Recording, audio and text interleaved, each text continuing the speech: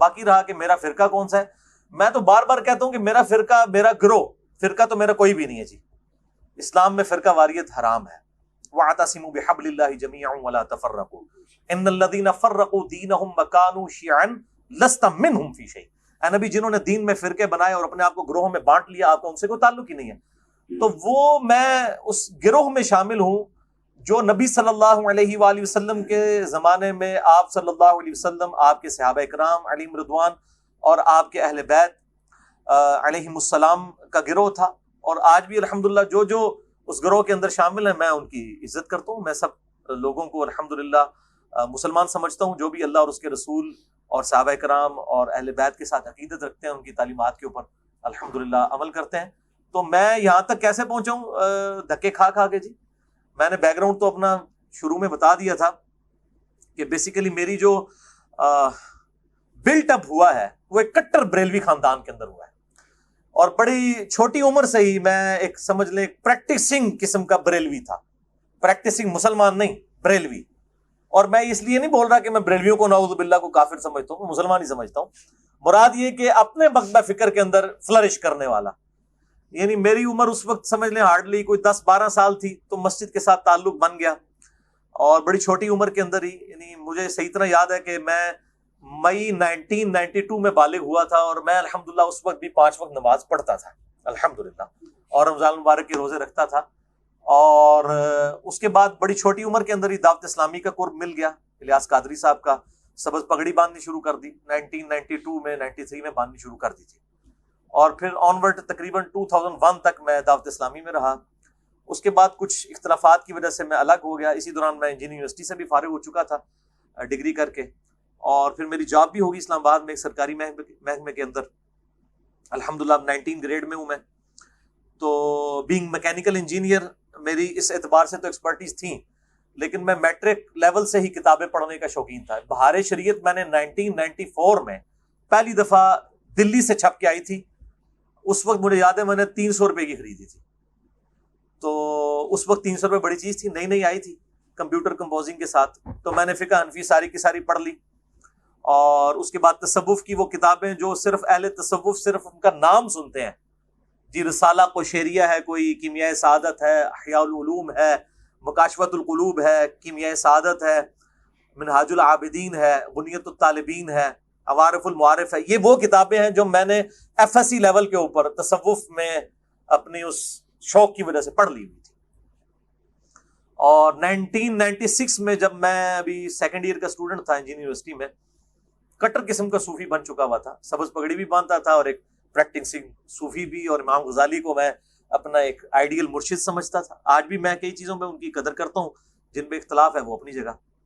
پھر چلتے 2001 میں جب میں ڈگری کر کے فارغ ہوا 2000 کے مڈ میں، اور پھر اس سے لے کے 2001 تک یہ 1 سال کا پیریڈ تھا جو میرے اوپر تھوڑا تکلیف دہ تھا. میری کمر میں تکلیف ہو گئی، اس کی وجہ سے میں ڈگری کرنے کے بعد جاب وغیرہ کی تلاش میں اس طرح نہیں رہا، میں نے گھر میں آرام ہی کیا.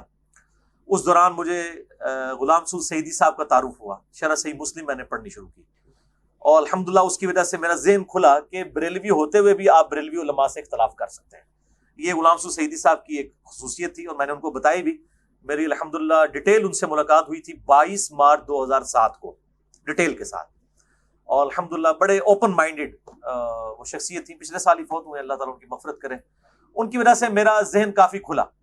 پھر آہستہ آہستہ میں نے صحیح مسلم پڑھنا شروع کی. غلام سعود رضوی صاحب کی جو فیصل آباد والے ہیں، سردار صاحب کے مدرسے کے اندر وہ شیخ الحدیث تھے، وہ بھی فوت ہو چکے ہیں. بخاری مسلم میں نے بریلویوں کا ترجمہ ہی پڑھا، اور بس اس طریقے سے کام چلتا رہا. بال میں نے کبھی سوچا نہیں تھا کہ میں نے فرقہ واریت کو چھوڑنا بھی ہے.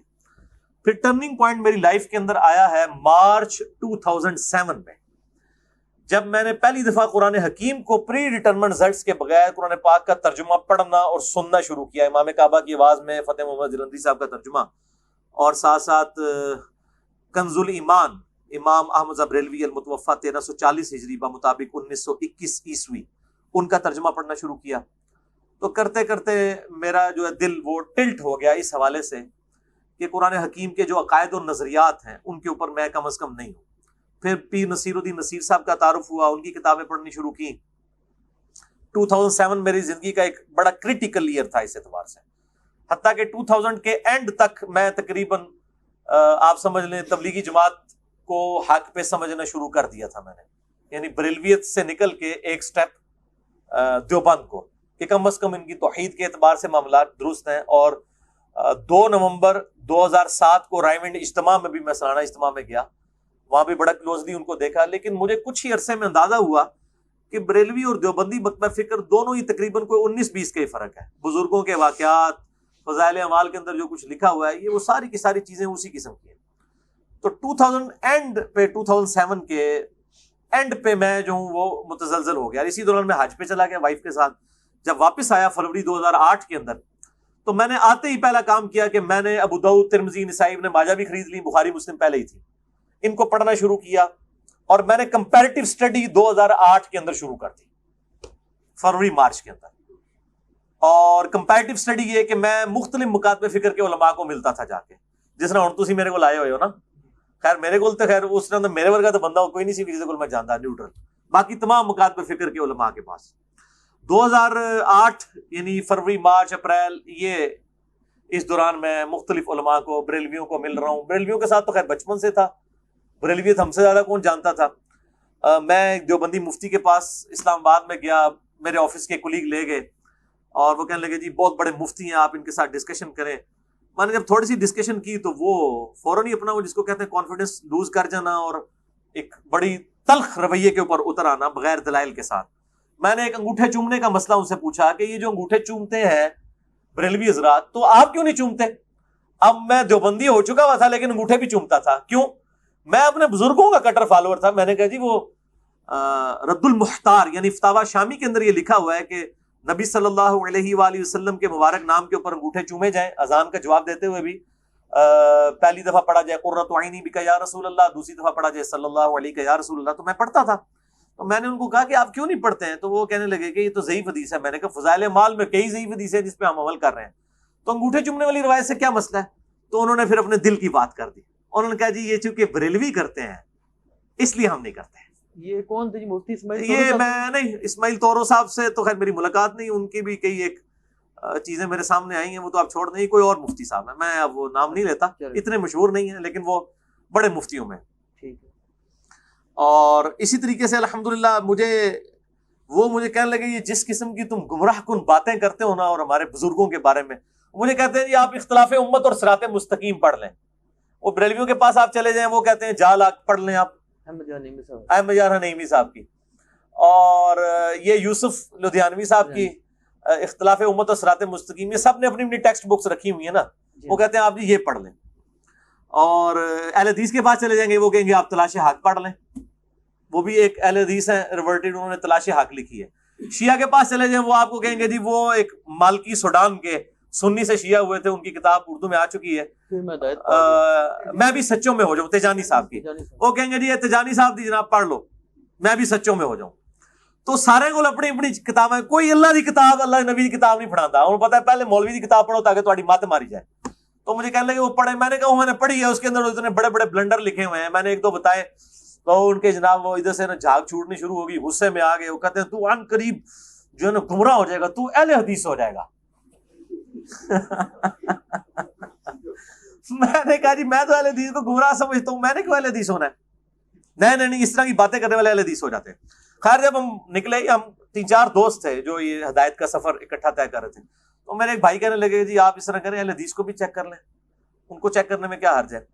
تو خیر میں اہل حدیث علماء کے بارے میں یعنی رابطہ کیا اور مختلف لوگوں کے نام سامنے آئے. الٹیمیٹلی خیر جس شخصیت تک میں پہنچا، میری خوش قسمتی ہے، شیخ زبیر لیزئی رحمہ اللہ تعالی المتوفی 1435 ہجری، میری خوش قسمتی تھی. اور میں شیخ صاحب سے کہا کرتا تھا کہ اگر میں آپ تک نہ پہنچا ہوتا تو میں اہل حدیث کو پہلے ہی کنکلوڈ کر لیتا بغیر تحقیق کے. بہرحال ان کے ساتھ میری ملاقات ہوئی 28 مئی 2008 کو، اور یوم تکبیر والے دن، یعنی 10 سال ہوئے تھے یوم تکبیر کو. 1998 میں پاکستان نے اٹامک بلاسٹ کیے تھے، اس کو 10 سال پورے ہوئے تھے. اور اسی دن میں نے الحمدللہ پراپرلی جو ہے وہ سنت کے مطابق رکوع میں جاتے وقت، رکوع سے اٹھتے وقت رفع الیدین کے ساتھ نماز بھی شروع کی.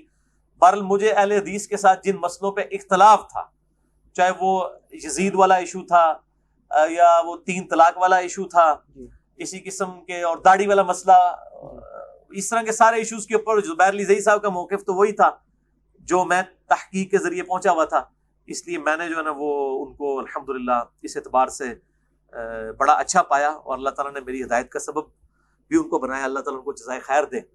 پھر الحمدللہ ان کے ساتھ رابطہ رہا، ان سے کافی کچھ علم حاصل کیا، اور ان کو بھی کئی جگہ موقع ملا مجھ سے استفادہ کرنے کا۔ اس لیے بعض اہل حدیث علماء یہ کہتے ہیں کہ جی زبیر علی زئی نے علی کو گمراہ کیا اور علی نے زبیر علی زئی کو گمراہ کر دیا، تو میں کہتا ہوں شاید دونوں باتیں ٹھیک ہی ہوں۔ ان کی نظر میں تو گمراہی ہے نا، وہ جو سورۃ الاعراف میں آتا ہے کہ جو لوگ خود رائے راست سے ہٹے ہوئے ہیں، گمراہی کو دیکھتے ہیں تو وہ سچ کا راستہ سمجھ لیتے ہیں، سچائی کو دیکھتے ہیں تو گمراہی سمجھ لیتے ہیں۔ بہرحال شیخ زبیر صاحب کے ساتھ 2008 میں میرا یہ معاملہ رہا۔ اسی دوران مجھے ایک اہل تشیع عالم کا تعارف ہوا، ثاقب اکبر صاحب کا، بڑے نیوٹرل پرسنالٹی ہیں۔ اب اسی دوران جب میں اہل حدیث کے اندر آیا اور میں نے شیخ زبیر علی زئی صاحب کا انٹرویو ریکارڈ کیا 17 جون 2009 کو، جس میں نے اہل حدیث کی غلطیاں پوائنٹ آؤٹ کی شیخ زبیر صاحب کی زبانی، اور یہ میری ویڈیو منظر عام پہ آئی، لاکھوں لوگوں نے دیکھی ہے۔ اس کی وجہ سے اہل حدیث علماء شیخ زبیر صاحب کے بھی خلاف ہو گئے، میرے بھی خلاف ہو گئے۔ کل میں اپنی کلیریفیکیشن پہ بڑا ڈیٹیل لیکچر دے چکا ہوں، مسئلہ number 124 A B C D، جسے شوق ہو اس میں نے یہ ساری سٹوری سنائی ہے۔ بہرحال میں مطلب اہل حدیث سے ایز اے مکتبہ فکر بڑا متنفر ہوا، 2008 کے اندر ہی میں متنفر ایز اے مکتبہ فکر ہو چکا تھا، اور میں نے اس وقت یہ تہیہ کر لیا کہ میں نے اگر دعوت حق کی آواز بلند کی تو میں انشاءاللہ نیوٹرل پلیٹ فارم سے کروں گا، بغیر کسی فرقے کے، نیوٹرل پلیٹ فارم سے۔ اور یہی وجہ ہے کہ میری پہلے دن سے لے کے آج تک جتنی ویڈیوز ریکارڈڈ ہیں 2009 میں ریکارڈ ہونی شروع ہوئی ہیں پراپرلی تو 2010 اکتوبر میں، کبھی بھی آپ کو فرقہ واریت والا معاملہ وہاں پہ نظر نہیں آئے گا کہ میں نے کسی ایک فرقے کو کہ میں اس کی دعوت پیش کر رہا ہوں، کیونکہ اس ریکارڈنگ سے پہلے ہی میں الحمدللہ فرقوں کو 3 طلاقیں دے کے 4 تکبیریں پڑھ کے دفنا کے مسلمان ہو چکا ہوا تھا الحمدللہ۔ تو بہرحال اس میں مجھے آئیڈیا ہوا کہ اہل حدیث مکتبہ فکر میں بھی اکثریت جو ہے وہ اپنے علماء کے پیچھے ہیں، اور جو عوام الناس جو ریورٹ ہو کے آئی ہے بریلوی دیوبندی یا اہل تشیع سے، وہ کافی حد تک نیوٹرل ہے۔ تو بہرحال میں آج بھی ببانگ دول کہتا ہوں کہ آج بھی مجھ سے کوئی پوچھتا ہے آپ نے سوال کیا تو میں الحمدللہ ببانگ دول کہتا ہوں کہ میں جتنے بھی مکاتبے فکر ہیں، اہل سنت کے آف شوٹس ہوں یا اہل تشیع کے آف شوٹس ہوں، حنفی شافعی مالکی حنبلی اثنا عشری ہوں زیدیاں ہوں، اہل حدیث میں سب سے بہتر حق کے اہل حدیث کے منہج کو سمجھتا ہوں، مسلک اہل حدیث کو نہیں، منہج اہل حدیث کو، یعنی کتاب و سنت اور اجماع کو حجت ماننا۔ باقی جو اختلاف رائے ہے وہ اپنی جگہ رہتا ہے، ان سے صحیح الاسناد حدیث کی روشنی میں۔ بہرحال میں لیکن باقیوں کی میں تکفیر نہیں کرتا، باقیوں پہ کفر و شرک کے فتوے نہیں لگاتا، گستاخ رسول کے فتوے نہیں لگاتا۔ بہرحال جو گستاخیاں واضح ہیں وہ میں پوائنٹ آؤٹ کرتا ہوں۔ 2008 کے اندر ہی پھر میں نے اہل تشیع کے ایک نیوٹرل عالم جنہوں نے وہ کتاب پاکستان کے دینی مسالک لکھی ہے، ثاقب اکبر صاحب کو جانتے ہیں،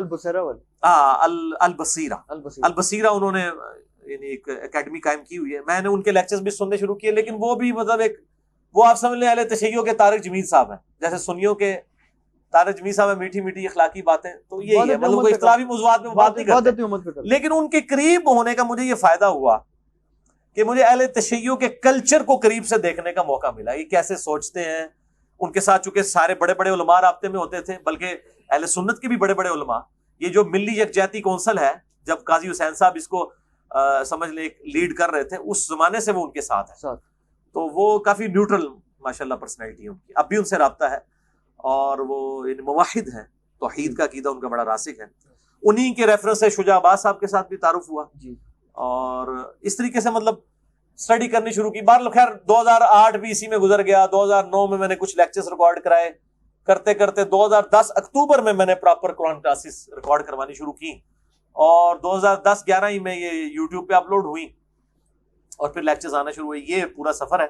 اب میں جس جگہ پہ پہنچا ہوں شاہ جی، وہ یہی ہے کہ میں بریلوی، دیوبندی، اہل حدیث، اہل تشیع، اثنا عشری ہوں چاہے زیدیاں ہوں، اسی طریقے سے حنفی شافعی مالکی حنبلی، سب کو الحمدللہ اپنا مسلمان بھائی سمجھتا ہوں، دلی محبت کرتا ہوں، اختلاف رائے رکھتا ہوں، اسلام سے کسی کو نہیں نکالتا، سوائے اہل سنت کا جو آف شوٹ ہے قادیانی، اور اہل تشیع کا آف شوٹ جو ہے نصیریہ، ان 2 فرقوں کے علاوہ میں تمام مکاتبہ فکر کو مسلمان سمجھتا ہوں۔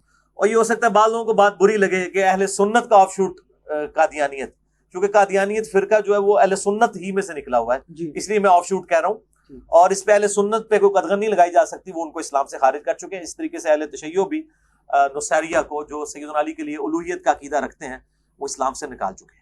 تو یہ شاہ جی ایک مختصر. اچھا علی بھائی اس میں تھوڑی سی کنٹراڈکشن آ گئی تو میں بولو. آپ کے بارے میں بڑی اسٹڈی کر آیا ہوں کہ ایسے نہیں آگے آپ سے کویشچن آنسر کرنے. وہ یہ ہے کہ آپ نے فرمایا کہ میں شروع سے میرا یہ موقف رہا ہے کہ میں کسی جماعت کی طرف سے اپنی افیلیشن نہیں کروں گا، لیکن اس میں کنٹراڈکشن یہ ہے کہ زبیر علی زئی صاحب سے جب آپ نے انٹرویو کیا تو اس میں یا اس کے علاوہ شاید ایک تو انٹرویو تھا، ایک اور آپ کی ریکارڈنگ تھی، غالباً دونوں میں ایسے ہے کہ آپ نے انٹروڈکشن کرایا کہ جی ہم نے فلاں طریقوں ہم آئے اور آپ نے کیا لفظ استعمال کیا، کتاب و سنت کا منہج، سنت کے منہج کو کیا، سلف سلف کے منہج. تو زبیر صاحب نے کہا جی اس کا مطلب آپ اہل حدیث ہو گئے، تو آپ نے فرمایا الحمدللہ. بالکل ٹھیک ہے الحمدللہ. آج آپ حنیف قریشی صاحب سے بھی شاہ جی پوچھیں نا کہ آپ اہل حدیث ہو، کہیں گے ہاں جی اسی اہل حدیث ہیں، وہابیاں اہل حدیث نہیں ہیں.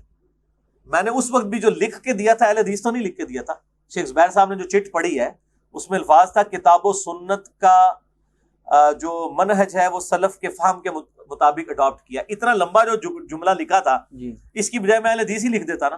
میں اسی وقت اس چیز کے خلاف ہو چکا تھا اور شیخ زبیر صاحب کو میں نے ایمفسائز کیا اس بات کے اوپر کہ آپ یہ اہل حدیث ورڈ کی بجائے اہل سنت کا ورڈ استعمال کیا. نہیں، جب شیخ زبیر صاحب نے کہا کہ آپ اتنی لمبی بات کے بجائے مطلب آپ اہل حدیث ہو گئے تو آپ کو چاہیے تھا وہاں کہتے نہیں جی میں اہل حدیث نہیں ہوا، آپ نے وہاں کہا الحمدللہ. ہاں کاش اگر میں آج والا انجینئر محمد علی مرزا ہوتا تو میں کہتا کہ سر اس کو آپ ذرا چینج کر دیں، میں اہل حدیث منہج پہ آیا ہوں، اہل حدیث مسلک میں نے نہیں اڈاپٹ کیا. اچھا ہاں باقی میں اس وقت بھی کلیئر تھا اس مسئلے میں. ٹھیک. اتنا لمبا چوڑا جو مجھے لکھنا پڑا وہ اسی وجہ سے کہ میں کلیئر تھا اس موقف ٹھیک. میں کہ یہ کام نہیں کرنا چاہیے. اور وہ جو الحمدللہ میں نے کہا ہے میں آج بھی کہتا ہوں الحمدللہ میں اہل حدیث بھی ہوں، الحمدللہ میں اہل سنت بھی ہوں، میں الحمدللہ عمار ابن یاسر والا اہل تشیع بھی ہوں، الحمدللہ میں سب کچھ ہوں.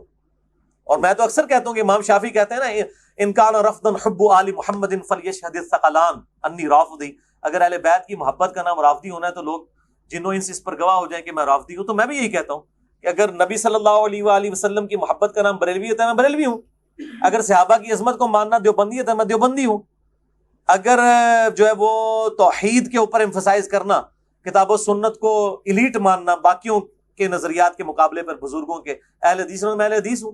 اور اگر اہل بیت کی محبت کا نام اہل تشیع ہونا ہے تو میں اہل تشیع ہوں.